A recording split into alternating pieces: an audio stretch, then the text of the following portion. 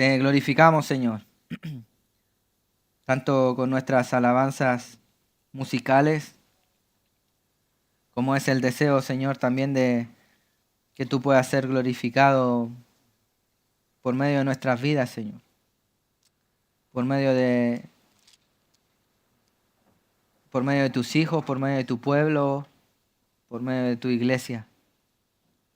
Permítenos, Señor, en esta hora, con reverencia, pero llenos de gozo, Señor, poder ir a tu palabra, pero no solo para estudiarla otra vez de manera intelectual, sino para abrir el corazón, abrazar tu palabra, volver a cerrar la puerta para que no se escape y, Señor, que esto repercuta en un cambio en nuestras vidas.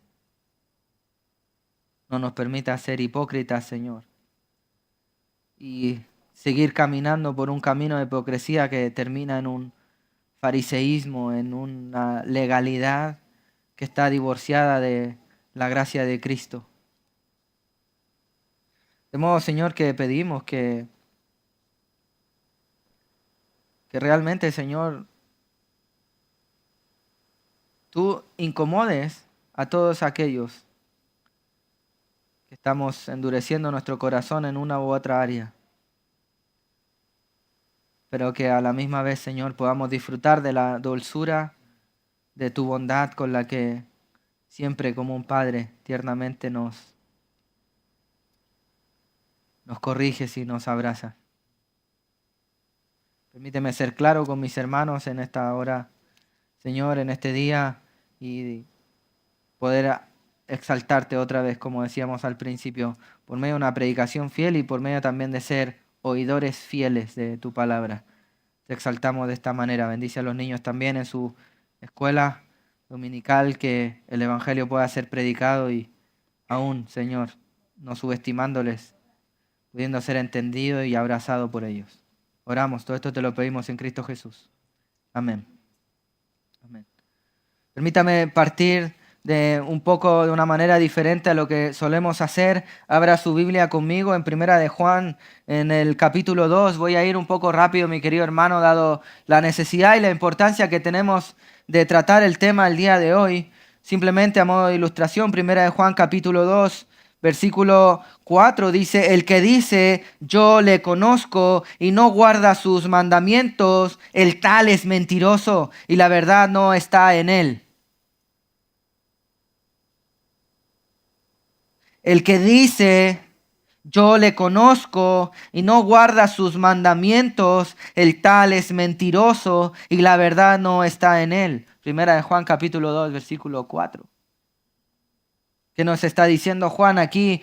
El último de los apóstoles vivos, un anciano sobre y aproximadamente 88 años, en el término casi del primer siglo.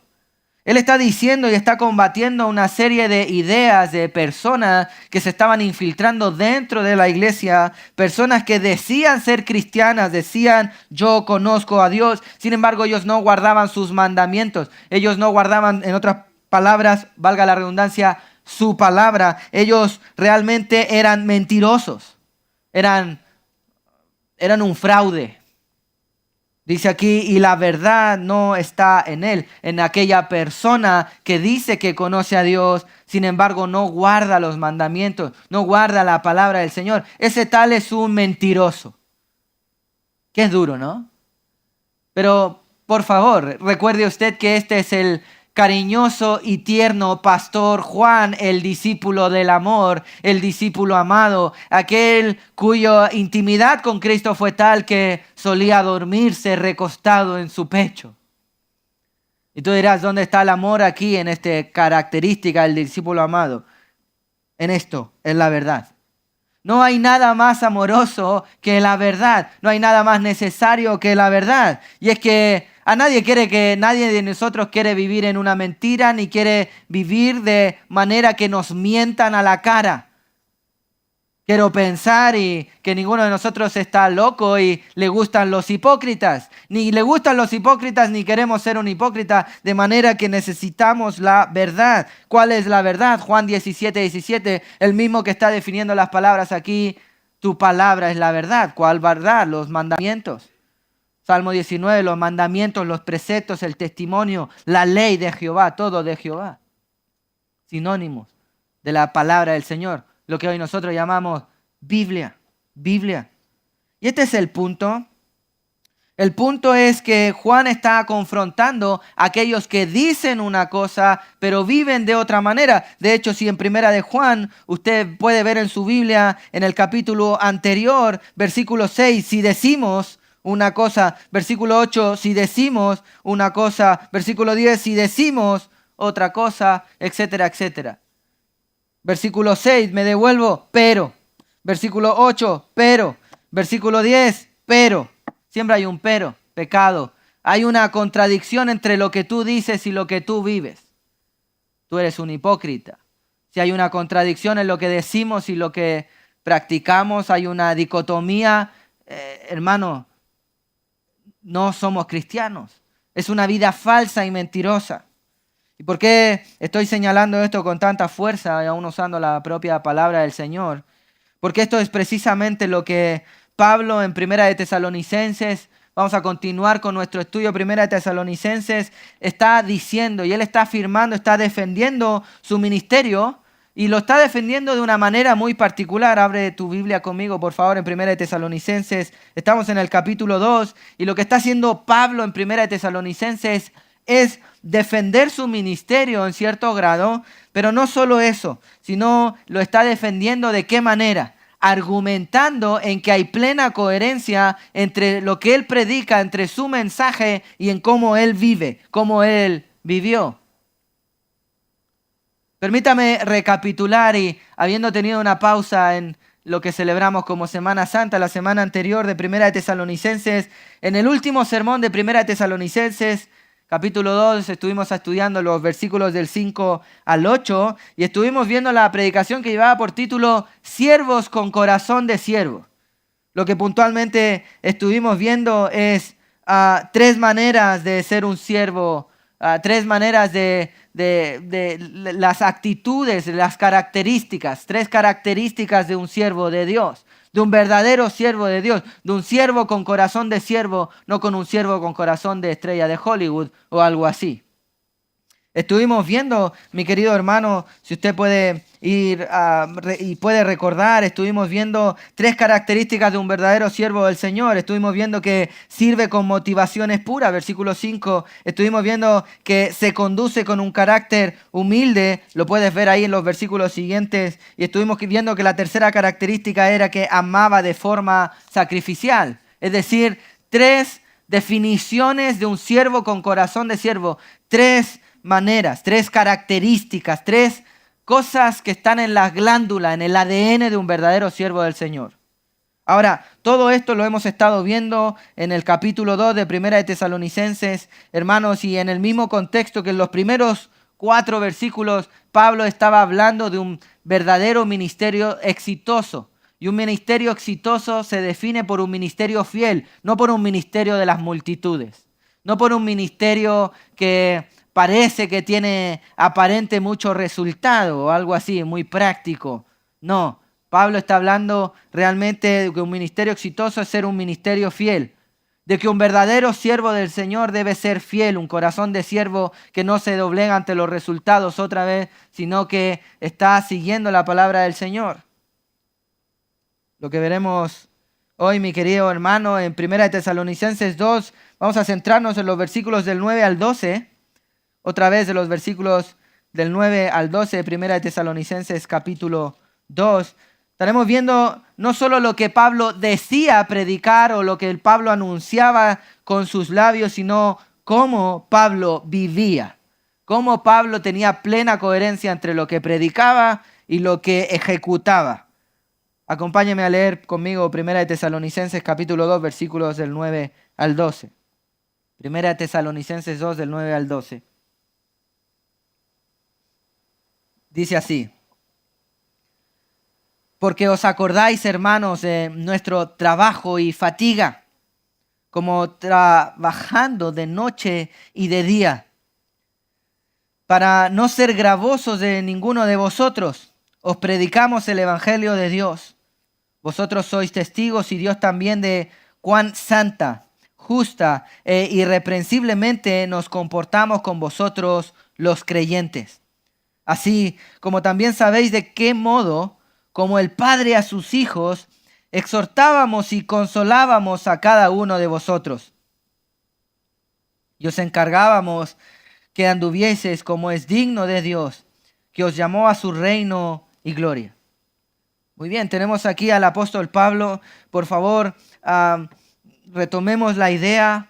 Y la idea que central aquí, hermano, es que todo creyente está llamado a vivir lo que predica. Estamos en ese contexto. Y otra vez, pongámonos en situación. Pablo salió de Filipo, Hechos capítulo 16. Después de predicar en Filipo, llega a la ciudad de Tesalónica. Y en Tesalónica, después de compartir 3 semanas el evangelio del Señor, se plantó la iglesia que llegó a ser la iglesia ejemplar. Pero la suerte de Pablo en algún sentido no fue del todo buena ante los ojos humanos, aunque sabemos que la soberanía del Señor él lo permitió. Y es que Pablo tuvo que salir rápido, algo así como huyendo, salvaguardando su vida. Se escondió en la casa de un hermano recién convertido llamado Jasón, donde llegó la guardia, la policía, para arrestar a Pablo nuevamente después de esto que había sucedido en Filipo, que ya había estado preso. Pablo se guardó en la casa de Jasón y tuvo que salir algo así como encubierta después de 3 semanas para guardar la fe. Llegó a Berea, donde encontró hermanos que eran aún más solícitos de lo que fueron los hermanos en Tesalonicenses, y después de aproximadamente un año y medio, quería y tenía preocupación por saber qué pasó con los cristianos en Tesalónica. De modo que envía a Timoteo y a Silvano, también conocido Silas en el libro de los Hechos, para que conociese, para que supiese qué es lo que está pasando con la vida de los hermanos en Tesalónica. ¿Qué había sucedido con ellos? ¿Será que la presión del gobierno, de la policía de aquella época, había disipado la fe de los cristianos, había dividido la iglesia? ¿O será que seguían guardando la fe? Bueno, pues Timoteo volvió con las noticias de lo que había sucedido en Tesalónica, y por la gloria del Señor, los hermanos en Tesalónica seguían guardando la fe, seguían perseverando. Timoteo y Silvano trajeron buenas noticias y hablaron muy bien de los hermanos en Tesalónica a Pablo. ¡Qué gozo! Sin embargo, probablemente también traían noticias de alerta, por lo cual Pablo tiene que aclarar ciertas situaciones. Y es que, como sabéis, en aquella época había muchos maestros, maespillos, les estábamos diciendo en predicaciones anteriores, que querían acumular gente, querían hablar solo lo que la gente le gustaba oír, querían ser novedosos, ingeniosos, creativos. ¡Oh, qué bien hablan!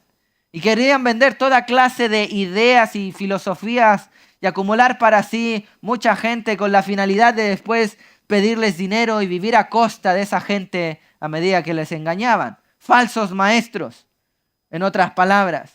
Perros, como lo dice Pablo en otra parte de la Escritura. Juan los llamaría anticristos. Y así en términos muy duros, gente que engañaba para vivir a costa de la fe. Y ahora usted dirá, pastor, pero ¿por qué esto es tan importante para nosotros el día de hoy? ¿Cómo tú sabes y cómo tú puedes saber de que yo no soy un engañador, un embaucador? En otras palabras, un perro, un anticristo. ¿Cómo tú puedes saber si no es que yo quizás acaso quiero vivir a costa de lo que ustedes pueden ofrendar? Porque esto sería absolutamente recriminable por la palabra del Señor. Bueno, la única manera en que podamos conocer cómo y detectar un falso maestro y separarlo de un fiel maestro es conociendo un fiel maestro. Es pudiendo ver qué es lo que la palabra de Dios nos dice, que señala cómo es un fiel maestro de Dios, para poder también apartarnos de un falso maestro de Dios. Es por eso que es importante. Aunque Pablo está aquí describiendo, y ese es el enfoque que le daremos, cómo es un verdadero siervo del Señor, es importante conocer un verdadero siervo del Señor, en otras palabras, para no caer en la trampa de un falso siervo de Dios. ¿Se fija usted, mi querido hermano? ¿Qué importante es esto? ¿Con cuánto cuidado y atención debemos poner y prestar a esto? En los versículos anteriores, Pablo nos presentó una radiografía de su corazón. Estoy hablando de los versículos del 5 al 8. Nos presentó cómo era el servicio genuino, que no busca lo suyo, sino lo de Cristo. Cómo debe ser, en otras palabras, el corazón, el carácter de un pastor. El carácter de un verdadero siervo del Señor. Un siervo con corazón de siervo. Nos mostró cómo debe ser las características de este siervo. En otras palabras, quizás es un término intangible, los sentimientos, la manera de pensar, el ADN de un verdadero siervo del Señor. Pues en este texto de los versículos del 9 al 12, lo que veremos, mi querido hermano, son 3 maneras de ser un siervo ejemplar. 3 maneras de ser un siervo ejemplar. Ahora, ¿qué diferencia tiene con la predicación anterior? En la predicación anterior, está en el centro, en el corazón, quizás en lo intangible. ¿Cómo debe ser? ¿Cómo debe pensar? Otra vez, debía ser sus motivaciones en el corazón. ¿Cómo debía ser su carácter humilde, el corazón? ¿Cómo debía amar en su corazón? Todo eso es lo que realmente está describiendo los versículos del 5 al 8. Ahora, la diferencia en los versículos del 9 al 12 son 3 maneras de ser un siervo del Señor. Y cuando decimos maneras, son maneras de ejecutar, maneras de aplicar, maneras de concretar. En otras palabras, 3 acciones del corazón de un siervo del Señor. 3 acciones, 3 maneras de aterrizar este corazón que debe ser genuino, este corazón del siervo del Señor. 3 maneras de practicar, de llevarlos a la realidad. 3 maneras de ser un siervo ejemplar. Otra vez, ¿por qué quieres saber esto tú? 1, porque quieres examinar a los que dicen ser siervos del Señor y apartarte de los falsos. 2, porque tú quieres y debieras querer ser un verdadero siervo ejemplar de Dios. Eso es lo que buscamos. Apartarnos de los falsos, reconocer a los verdaderos, pero también transformarnos y ser verdaderamente siervos ejemplares del Señor. ¿Puedes decir amén a eso, iglesia? Ese es lo que ha de ser nuestro deseo. Entonces, en estas 3 maneras de ser un siervo ejemplar, 3 maneras de ser un siervo ejemplar. La primera manera de ser un siervo ejemplar, mi querido hermano, es que un siervo ejemplar sirve con esfuerzo y sacrificio. Sirve con esfuerzo y sacrificio. Fijémonos, versículo 9. Porque os acordáis, hermanos, de nuestro trabajo y fatiga, como trabajando de noche y de día para no ser gravosos de ninguno de vosotros, os predicamos el evangelio de Dios. Fijémonos que Pablo lo que está diciendo aquí es que él trabajaba de noche y de día para no ser una carga para la iglesia.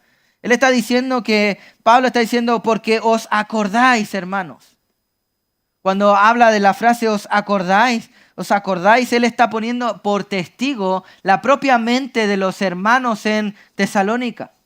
Pablo no está diciendo algo que él no haya practicado, algo que él no haya vivido. Los hermanos en Tesalónica tenían ya en su mente, habían visto cómo fue la conducta de Pablo. Pablo no, en otras palabras, está diciendo, yo no solo lo dije, yo lo viví, vosotros os acordáis. Vosotros sois testigos. Y esto es algo de ser, que tenemos que tomar con una detención de vida. La gente no solo debe escuchar nuestra predicación, sino que ha de verla, ha de palparla con sus ojos. Permítame citar esto que cité también en nuestra reunión de varones, un dicho más bien árabe. Dice, un buen maestro hace de los oídos ojos y de los ojos oídos. No queremos ser como el padre Gatica que predica y no practica. No queremos decir dicha frase muy popular, pero muy poca práctica, que básicamente no sirve para nada más que para justificar un pecado. Dicha frase que dice, haz lo que digo, no lo que hago. ¿Qué frase más inútil? Dile eso a tu niño, a ver si te hace caso a lo que dices o a lo que haces. Muy mentirosa desde la perspectiva bíblica y muy poco útil desde la perspectiva práctica. Eso es. En otras palabras, no sirve. Debe haber plena coherencia en lo que anunciamos y en lo que vivimos. Y Pablo, al decirle, la gente sabe, vosotros, hermanos, os acordáis. Y esto es lo que tenemos que tener en mente cada vez que nos anunciamos y decimos de nosotros mismos y nos llamamos cristianos. No me respondas, por favor, pero si te consideras a ti mismo un cristiano, es importante que la gente lo sepa no solo por lo que lo dices, sino por cómo vives. ¿Por qué? La gente sabe. La gente es consciente. Hermano, si realmente respetas a la gente, como hemos de hacerlo, si realmente le amamos, si un pastor, déjame poner ahí, ama realmente a la congregación, en primer lugar debe predicar fielmente. No, la gente no es tonta. Yo sé que tú sabes si me paro aquí e improviso o no. Si está preparado o no, eso se puede detectar, ¿verdad? La gente no es tonta. Pero la gente en el mundo tampoco. ¿Sabe si realmente lo que una persona profesa creer es genuino o no? ¿Y cómo puede verlo? Dicho popular, no bíblico, popular. Corazones no vemos, ¿cierto? O rostros vemos, corazones no vemos. Claro, sí, no sabemos las motivaciones de tu corazón, pero sí vemos los resultados, las evidencias.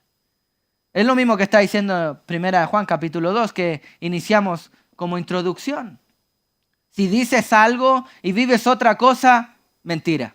Tú realmente no sientes, no crees, no está eso en tu corazón. Y Pablo está llevando lo que él describió y abrió su corazón muy pastoral. Vosotros saben cuánto les amamos, nuestro carácter, cómo fue el corazón de Pablo, un siervo con corazón de siervo, pero ahora lo está concretando y aterrizando, diciendo y poniendo a los propios tesalonicenses como testigos. Porque os acordáis, vosotros sabéis, nosotros lo visteis. ¿Qué cosa, hermanos, nuestro trabajo y fatiga? Fíjese bien, no solo está diciendo nuestra oración y nuestra preocupación, que serían términos internos. Él está diciendo nuestro trabajo y fatiga. Trabajo, algo concreto. Fatiga en este sentido está haciendo un sobreénfasis al trabajo. ¿En qué estamos diciendo? La palabra aquí trabajo en el original se traduce como algo que es pesado, algo que se debe ejecutar aun cuando la persona no quiere ejecutarlo. Un trabajo. De hecho, esta es la misma palabra que en el capítulo 1, en el versículo 3, habla de las características buenas de la iglesia en Tesalónica. Él sabía del trabajo de vuestro amor. Primera de Tesalonicenses 1:3. Trabajo, es decir, algo que se ejecutaba no solo por mero gusto, sino porque tenían una convicción, como nos señaló en los versículos anteriores. Pero, hermano, este es el punto.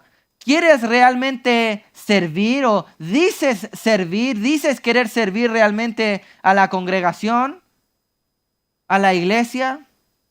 Trabaja. Trabaja. Vamos a señalar esto porque nadie quiere un pastor holgazán. Un pastor que no hace nada el resto de la semana, llega el día domingo, se para detrás del púlpito a contarte par de 4 experiencias o 3 cositas que vio en la televisión. Te lo endulza con un par de chistecitos, ¿verdad? No le da carga a nadie, predica solo 20 minutos y vamos a orar mejor. Llora por ti y hasta luego, hasta el otro domingo, hasta improvisar de nuevo. ¿Es esto lo que debe hacer un siervo fiel de Dios? No. Hermano, el servicio a la iglesia es arduo. Una vez una persona, sin mala intención, pero en mucha ignorancia, me dijo, me gustaría ser como usted y tener su trabajo. ¿Por qué? Porque solo habla con la gente.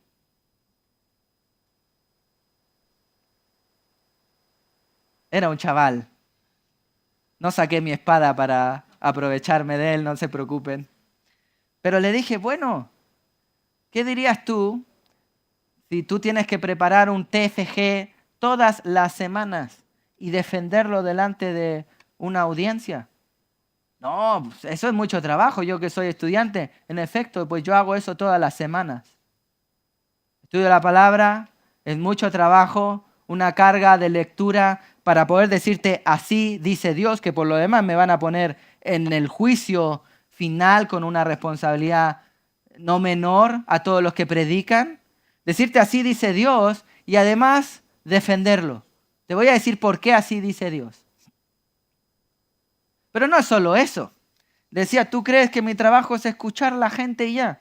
Bueno, te desafío a escuchar problemas todas las semanas y no volverte loco, no volverte ingrato, no volverte quejica. Que eso no se arrastre a tu esposa y a tus hijos. Y lo que estoy haciendo aquí no es defender ni reivindicar el trabajo de los pastores. Eso es lo que está haciendo Pablo con su propia vida, en un contexto un tanto diferente al nuestro, pero quiero aterrizarlo a la vida de toda la congregación. ¿Quieres tú verdaderamente servir a otros? Pues entonces santifica tu vida, como lo que veremos más adelante, y sirve aún cuando no quieras hacerlo. Porque no es tal cosa el servicio aquello que haces solo lo que te gusta hacer en la congregación. No, a mí me gusta la alabanza. Si no es eso, nada. Bueno, eso no es trabajo. Tú quieres ser visto, no servir. Ahora hay algunos que de hecho quieren servir, pero solo parcialmente. Quieren servir cuando está todo bien, cuando pudieron descansar bien. Quieren un compromiso parcial a sus medidas. Algo así como solo cuando no les cueste quieren servir. Pero ¿qué es lo que dice Pablo? Ese era un trabajo y muchas veces tuvo que ejecutarlo aún cuando estaba cansado, aún con fatiga. No fue circunstancial, ni fue solo a ratitos. Él está diciendo, trabajamos de noche y de día. De noche y de día. Y lo que está diciendo literalmente Pablo aquí como apóstol del Señor es que, puntualmente en su caso, Pablo tuvo que hacer tiendas. Pablo tuvo que trabajar para ganar el propio sustento de su alimento. Como sabemos, Pablo trabajaba algo así como con telas o con piel, con cuero para hacer tiendas. Y Pablo decidió hacer esto, fijémonos, versículo 9, para no ser gravoso a ninguno de vosotros, a ninguno de los hermanos en Tesalonicense. Os predicamos el evangelio de Dios. Y pongamos atención en esto, porque la verdad es que Pablo tenía todo el derecho de vivir de las ofrendas de los hermanos. ¿Por qué decimos esto?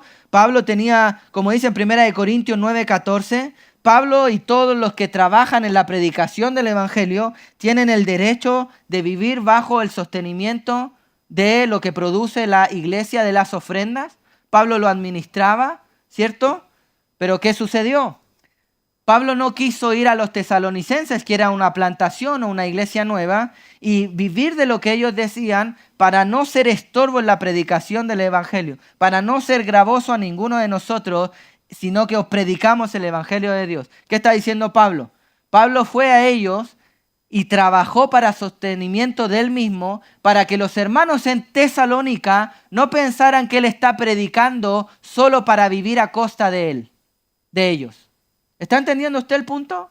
Pablo tuvo tanto amor por los incrédulos, por los nuevos cristianos, que no quiso ser un estorbo a su vida, de modo que él, teniendo el derecho de vivir bajo las ofrendas de ellos, se privó a sí mismo para no ser una carga para ellos. Y esto es lo que vemos también hoy en día, mi querido hermano. Cada vez que hay un ejercicio de nueva plantación de iglesia, como es correcto, la verdad que esto siempre se produce porque hay una iglesia que ya maduró, por lo tanto el ofrendar es un sinónimo de madurez en la iglesia, una iglesia que ya maduró, que sabe que es correcto, que ya probó la fe de un líder que envió, de un plantador, y que lo va a sostener para que esta iglesia, estos cristianos que ya conocen la verdad del evangelio, puedan sostener a un enviado para que las personas que van a conocer el evangelio no piensen que esta persona simplemente quiere vivir a costa de ellos. ¿Te fijas tú cuán amor es esto? Esto es lo que Pablo hizo. Este es un modelo. Ahora esto no es una excusa para que nosotros no ofrendemos, no, mi hermano. Si tú realmente has comprobado, si tú realmente el evangelio de Cristo Jesús, si tú realmente tienes compromiso con una iglesia local, si tú realmente crees en lo que el Señor está haciendo por medio de un grupo de hermanos, tú vas a querer ofrendar. Ese es nuestro privilegio. Ese es nuestro deber. El punto aquí es que Pablo está diciendo, vosotros sois testigos de que yo no fui a ustedes como el resto de los otros maestros, predicarles simplemente para aprovecharme de ustedes. Gracias al Señor sabemos que la iglesia en Tesalónica entendió este punto y Hechos capítulo 18, versículo 5 muestra cómo los hermanos en Tesalónica, todos los hermanos en Macedonia habían entendido este punto de modo que ofrendaban a Pablo, quien siguió predicando el evangelio en Corinto y otras ciudades. Ellos lograron entender el punto. Hermano, volvamos al asunto, volvamos al meollo, volvamos al punto aquí.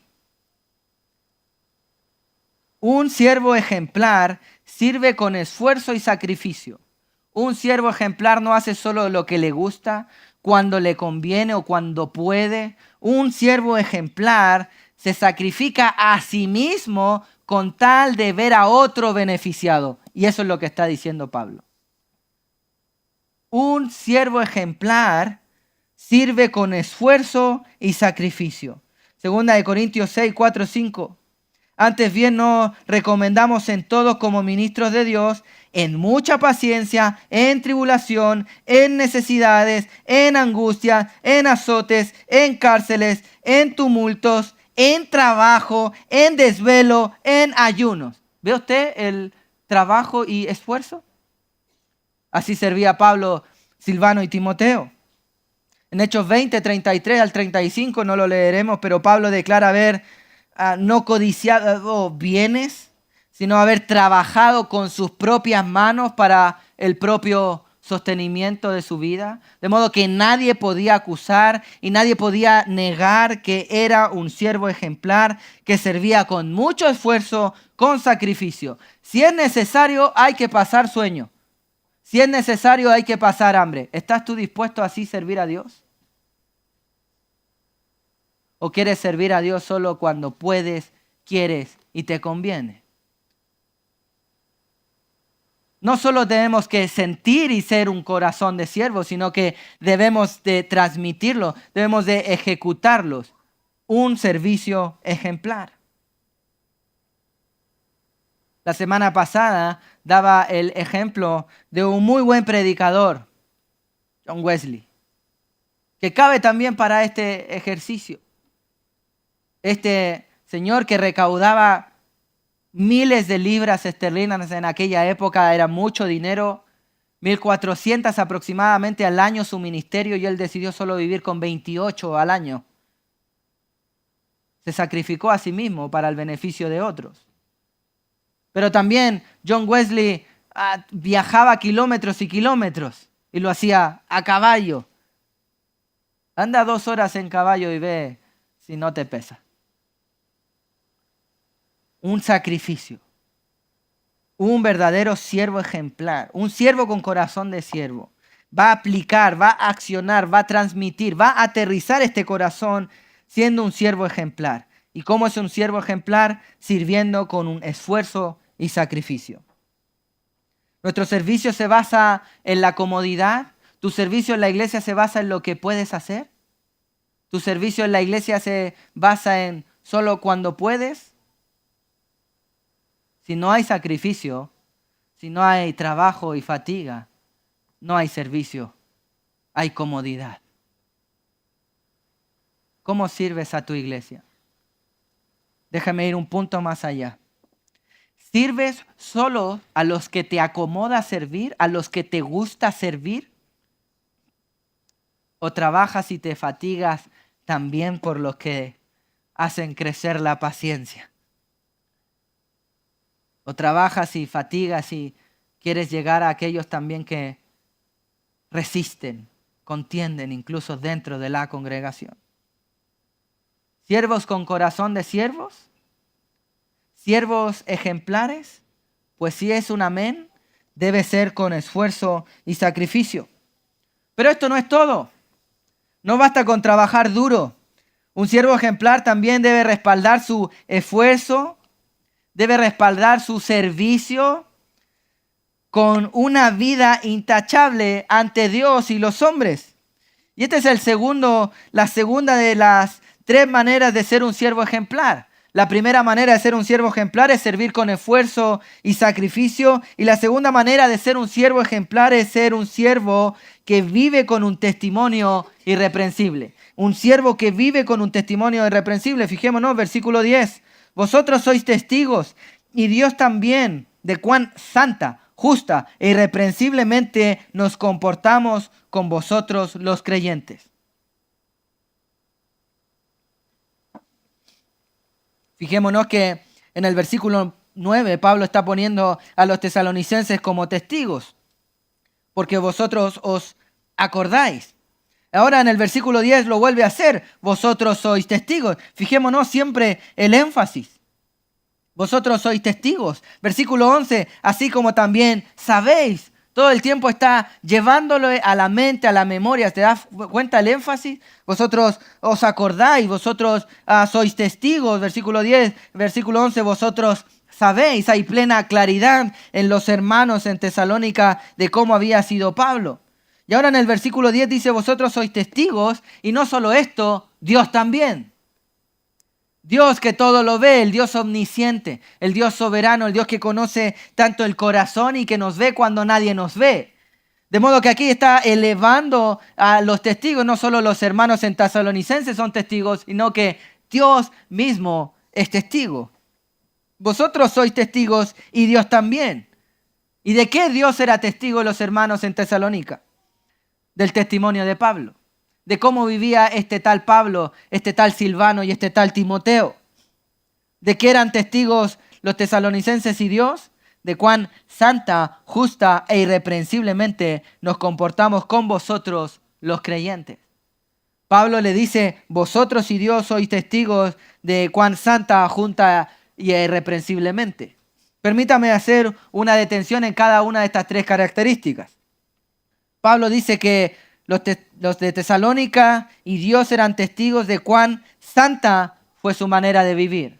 ¿Y qué es santa? Aquí la palabra bien traducida es una vida dedicada a Dios. ¿A qué se dedicaba Pablo? A Dios. Hechos capítulo 6 dice que los apóstoles debían dedicarse a la predicación y a la oración, a la palabra y a la oración. Eso es una vida dedicada a Dios. Un siervo ejemplar quiere vivir dedicado a Dios. Ahora, dedicado a Dios no es santo, no es apartado de aislado, es apartado de dedicado, de devoción. Un sinónimo de la palabra santa es apartarse, pero este apartado no es de aislarse. Una persona, hablando de la palabra santidad, dice, es una persona que se aparta del pecado, en efecto. En efecto, se aparta, pero no de aislarse del pecado. ¿Qué estoy diciendo con esto? Aquí más bien podríamos ir a Juan capítulo 17, el Señor orando por los discípulos, no te pido que los quites del mundo, sino que los guardes del mundo. No es que los cristianos se vayan a la isla de los cristianos felices, sino que aún viviendo en el mundo, no se contaminen con el mundo. Es decir, que se dediquen a Dios sin aislarse de la sociedad. Eso es lo que está diciendo aquí. Y Pablo está diciendo que ellos vivieron de manera santa, no porque se aislaron de la sociedad, sino que aún estando en las ciudades más peligrosas ideológicamente hablando, él pudo vivir dedicado a Dios. Permítame ir aún mucho más allá. Mucha gente quiere servir a Dios a tiempo completo. Gloria al Señor. Esto es un llamado no para todos. No para todos. No decimos que es un mal deseo. Sin embargo, si Dios no te ha llevado a ese punto es porque Dios simplemente no le place todavía. Él es soberano. Aquí el punto es que dedicado a Dios, tú puedes vivir una vida dedicada a Dios aún en tu trabajo. ¿Cómo así? Hermano, eso es lo que Pablo está diciendo. Nosotros trabajamos para no ser gravosos ahí de día y de noche. Teníamos que trasnochar para poder hacer sustento para nosotros mismos y no ser gravosos a los hermanos. Pablo tuvo que trabajar secularmente, como lo diríamos hoy. Y aún a pesar de eso, vivió de manera santa, de manera dedicada a Dios. ¿Cómo se ve la santidad? No es la, otra vez, isla de los cristianos felices, sino que aún en medio de la sociedad podemos seguir guardando nuestro corazón a Dios. Si tienes dudas, puedes leer Juan capítulo 17. Él también dice que se comportó, vivió de manera dedicada a Dios, santa, pero también de manera justa. Y esta santidad tiene el sentido más bien de dedicación y devoción a Dios, pero la palabra justa tiene que ver más bien con una rectitud hacia los hombres. Pablo no solo fue santo en su motivación del corazón, sino que él lo aplicó de manera que él vivía de manera justa delante de los hombres y cumplía incluso las leyes. Como el Señor aún en cierta ocasión le dijeron, Señor, ¿debemos pagar los impuestos? ¿Qué cara tiene esa moneda? Pues dar al César lo que es del César. En la sociedad debemos cumplir lo que hay que cumplir. No podemos pretender ser cristianos que no se incomodan y no cumplir con las leyes de un gobierno. Si las leyes del gobierno no se oponen al Evangelio, tienes que cumplirlas. ¿Por qué? Porque necesitamos vivir de manera justa. ¿Quieres ser un siervo ejemplar? Pues debes vivir con un testimonio irreprensible y eso implica tanto dedicación a Dios y que el resultado se manifieste en una vida justa, recta hacia los hombres. Porque solo viviendo de manera santa y justa vas a poder vivir de manera irreprensible, es decir, una vida sin reproche legítimo, sin que nadie pueda venir a ti a decirte, estás pecando en eso, de manera cierta. ¿Qué es de manera irreprensible? Sé que varios de vosotros lo conocéis, lo estuvimos estudiando en Tito capítulo 1, versículo 6, hablando sobre los 5 requisitos no negociables para ser el líder de una iglesia, y la primera es ser irreprensible. Ser irreprensible no es ser perfecto, ninguno de nosotros es. Si fuera a ser perfecto, Pablo que escribió eso no califica. Ser irreprensible tampoco es que nadie tenga nada malo que decir de ti, porque si no, ni Jesucristo califica. Jesucristo hablaron muy mal de él. ¿Qué es ser irreprensible? Que a pesar de que alguien diga algo malo de ti, no tiene cómo comprobarlo en realidad. ¿Por qué? Porque vives de manera santa y justa, es decir, irreprensible. Irreprensible es alguien que está viviendo en plena coherencia con lo que cree y lo logra aterrizar, accionar, ejecutar, concretar en su testimonio, en su vida cotidiana. El segundo de las 3 maneras de ser un siervo ejemplar es vivir con un testimonio irreprensible. ¿Cómo hacemos esto? Con dedicación a Dios y en rectitud delante de los hombres. Con dedicación a Dios y en rectitud delante de los hombres. Fijémonos, Filipenses 2:15, para que seáis irreprensibles. Pablo está dando todo esto que él está diciendo en el capítulo 2 de Filipenses, que seáis irreprensibles y sencillos, es decir, transparentes, hijos de Dios sin mancha en medio de una generación maligna y perversa. ¿Cuál es el objetivo del Evangelio? Que seáis irreprensibles y genuinos, sencillos, transparentes, como hijos de Dios sin mancha, aún en medio de una sociedad que está cada vez más caótica. El objetivo real de que tú escuches la palabra domingo tras domingo, el objetivo concreto de que seamos expuestos fielmente a la palabra del Señor, es que esto se traduzca cuando salgas de este local. Es que esto se traduzca mañana en tu trabajo, se traduzca en tus labios, cuando vas a comprar. Se traduzca, querido varón, en tus ojos, en tu mente, cuando ves a una mujer pasando por la calle. Se traduce en ti, hermana, sujetando tus labios, no para criticar, por ejemplo. Se traduce en vidas cambiadas, no solo ideas cambiadas. ¿Queremos modificar las ideas del corazón conforme a la palabra del Señor? Amén. ¿Para qué? Para que nuestra vida y testimonio glorifique al Señor.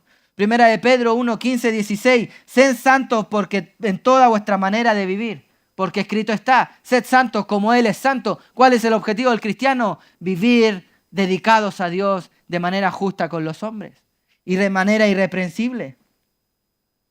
Un pastor, Robert Murray, decía, era un pastor escocés, decía, la mayor necesidad de mi congregación es mi propia santidad. Mira lo que decía este pastor, la mayor necesidad de mi congregación es mi propia santidad. Señor, ayúdanos. Hermano, la mejor manera que tenemos de evangelizar España es siendo buenos ejemplos. ¿Quieres que realmente la sociedad, Pedrezuela, sin ir muy lejos, reconozca a esta iglesia como una iglesia de una palabra fiel? Pues cumple lo que dices. Guarda tu vida en testimonio. Hermano querido, de manera oficial, tenemos algo en contra de todos los hermanos en Cristo que no guardan un testimonio ejemplar, porque están ensuciando el evangelio. No podemos permitirlo. Es por eso que el Señor en su gracia ha dejado un método muy duro aún, que es la disciplina en la iglesia. ¿Podría tu familia, tu iglesia, el mismo Dios testificar que vives de manera santa, justa e irreprensible? ¿Podemos decir que estas son tus características? Si esto no es así, arrepiéntete y clámale a Dios, quien no nos va a rechazar. Y si esto es así, sigue caminando de rodillas, porque solo Dios lo ha permitido. Solo Dios nos santifica y nos puede hacer irreprensibles. Escuche bien.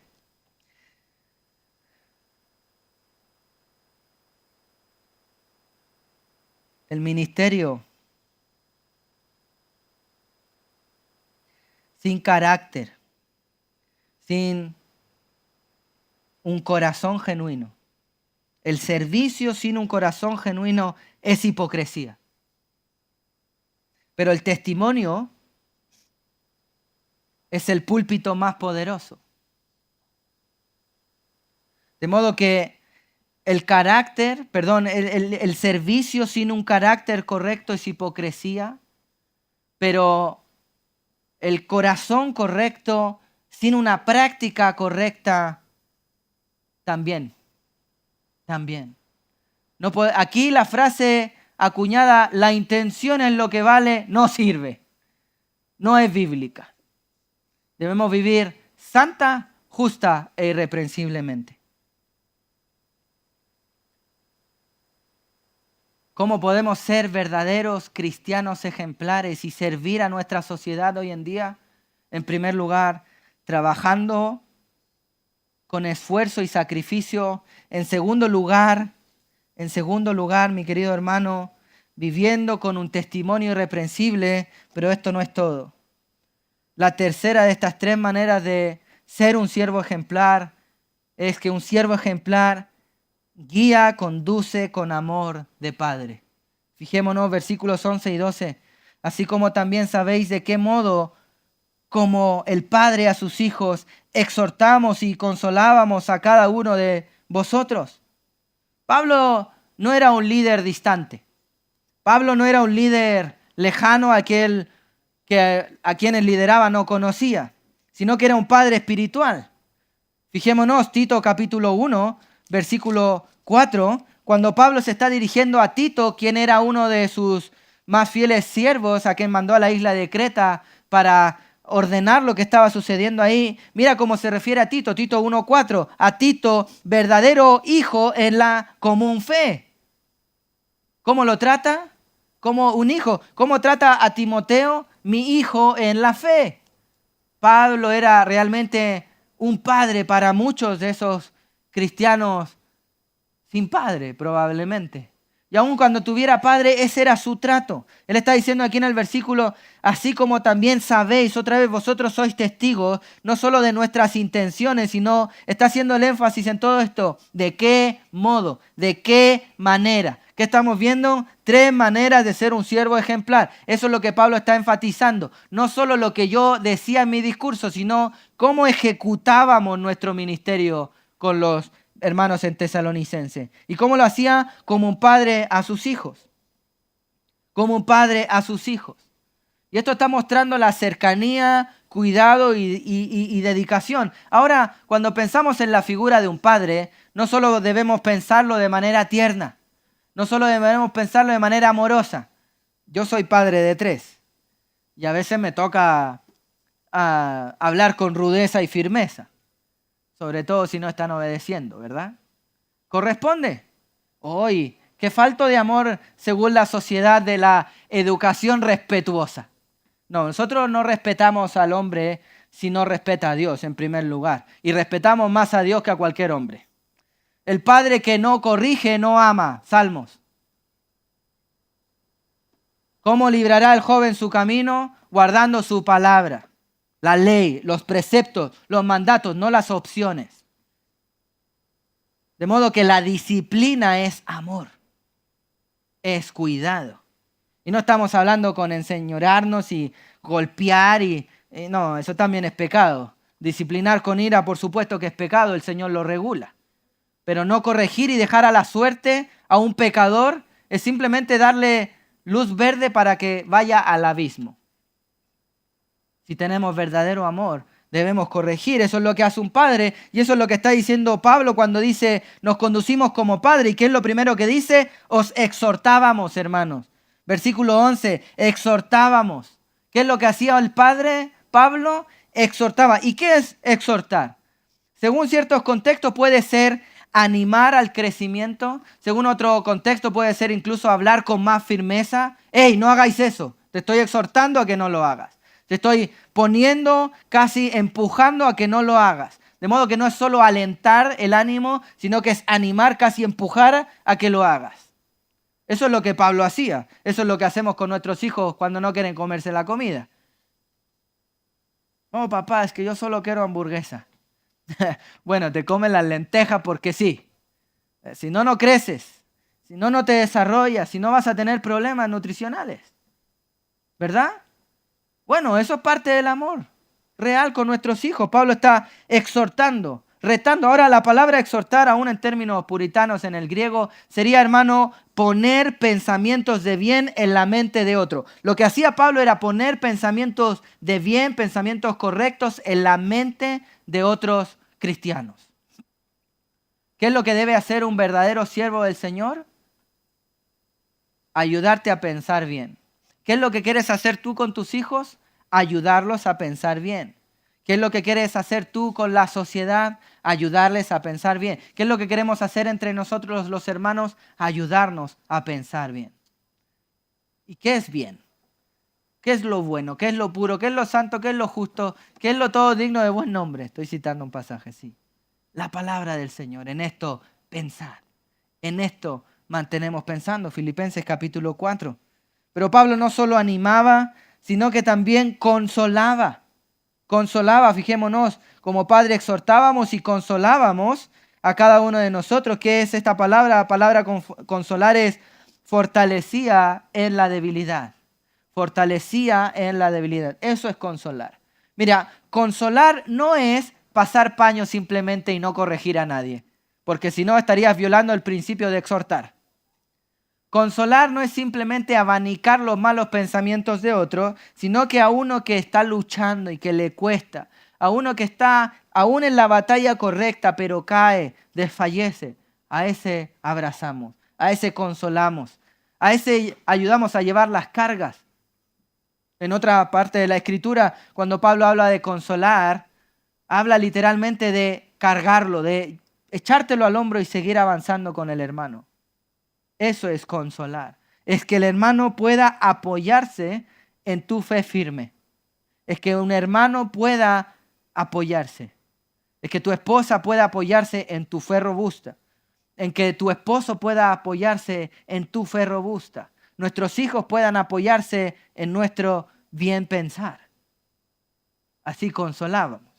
Así es lo que hacía Pablo. Pablo no dejaba el pecado impune. Lo corregía, lo exhortaba.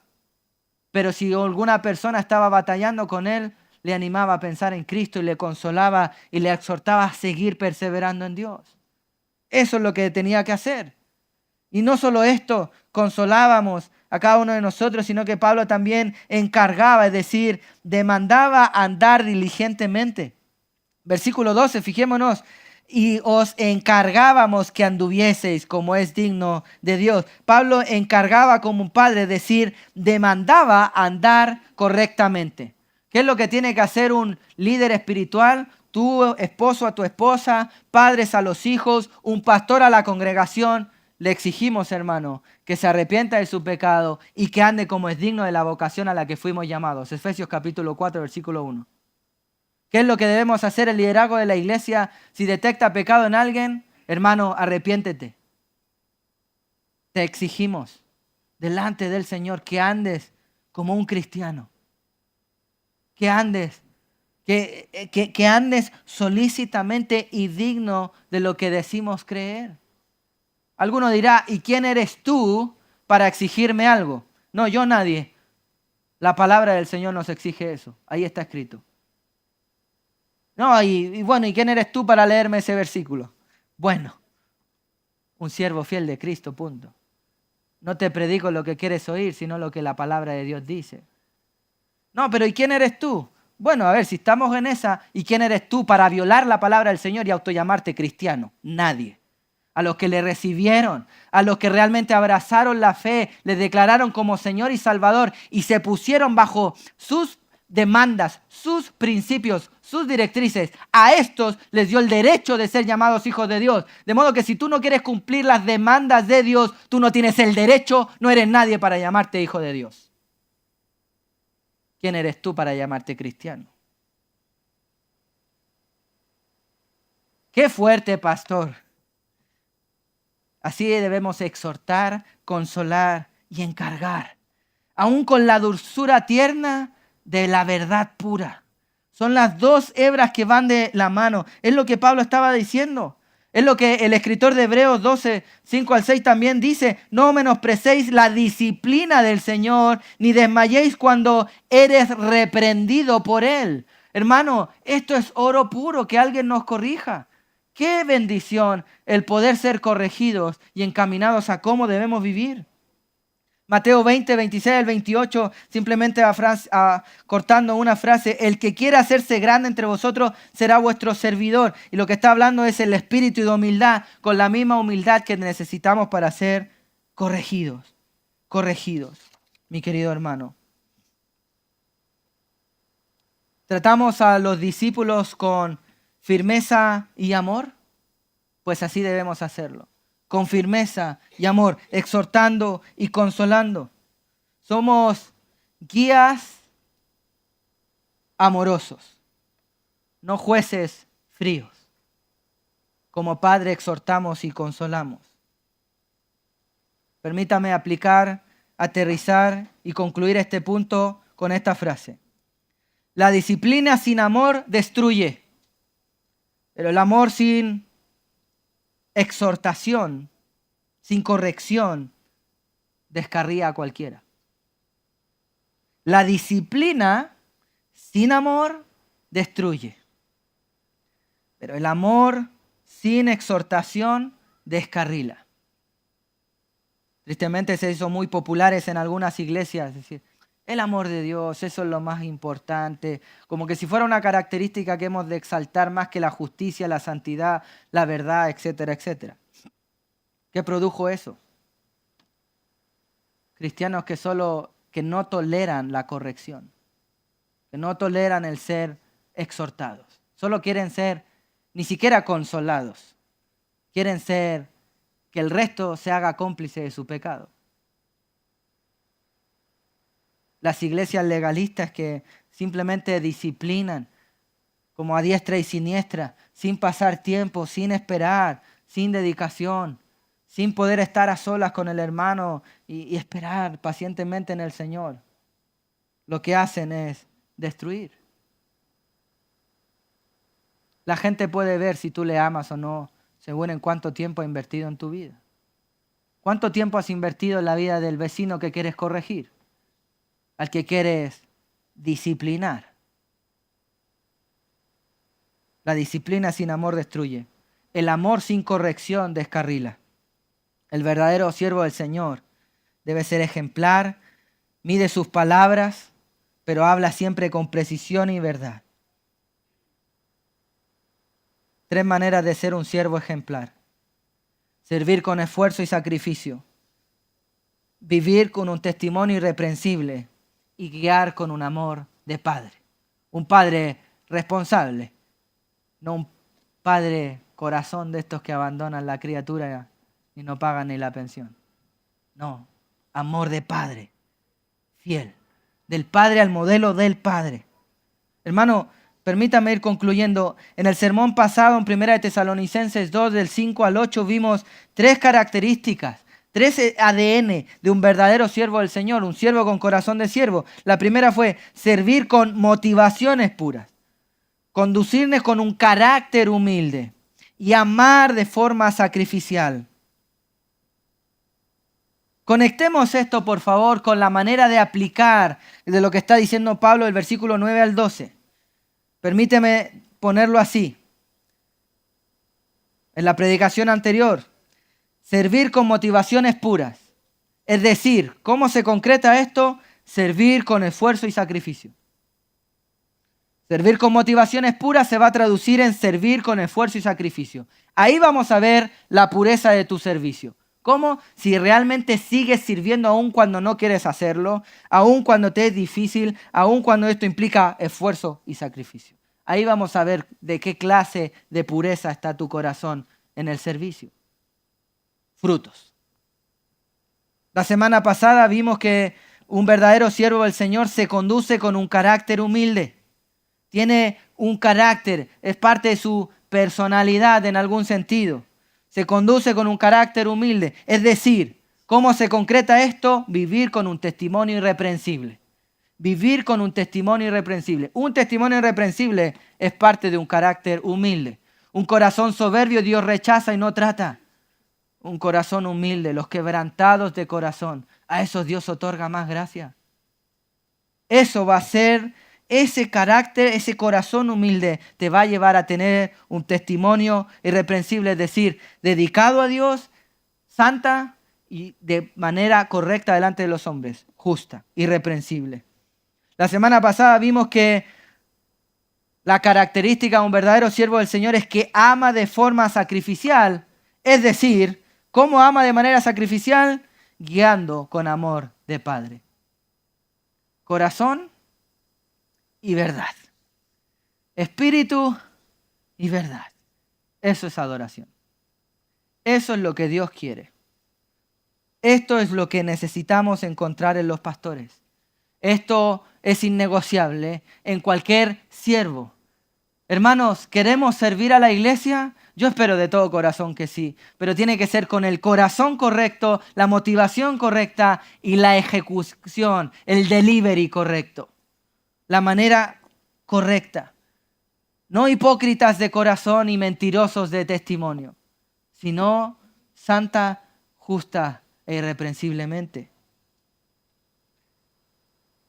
Permíteme animarte a cerrar tus ojos para que reflexionemos. Pregúntate hoy en día, ¿estoy dispuesto a trabajar con esfuerzo y sacrificio para que Dios, el Evangelio, sea puesto en la mente de otros?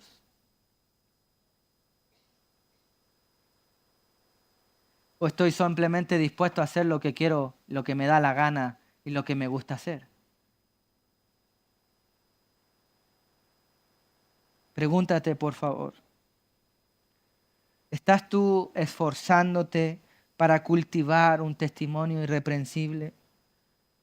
De modo que puedas vivir tanto dedicado a Dios como de manera justa en la sociedad. ¿Estás tú esforzándote verdaderamente por esto? ¿Estás tú realmente deseando estar y cumplir con todo lo de la ley, tanto del Señor como la de los hombres que no se opone a la ley de Dios? Términos concretos, prácticos. Pregúntate a ti mismo si estás dispuesto a guiar a otros como un padre amoroso, no como un tirano indolente. Un padre amoroso que exhorta, pero que también consuela, que demanda, pero que también anima. Un verdadero padre en la fe.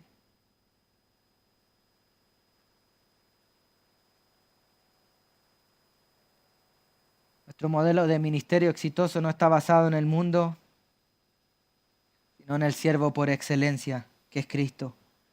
Y así mismo nos sirvió el Señor. Debemos orar y pedirle al Señor que haga de nosotros siervos ejemplares. ¿Ejemplo en qué? En servicio, con esfuerzo y dedicación. en una vida con un testimonio irreprensible y que guiamos a otros con amor de Padre. Ayúdanos, Señor. Ayúdanos a ser ejemplo de siervos. Ayúdanos, Señor,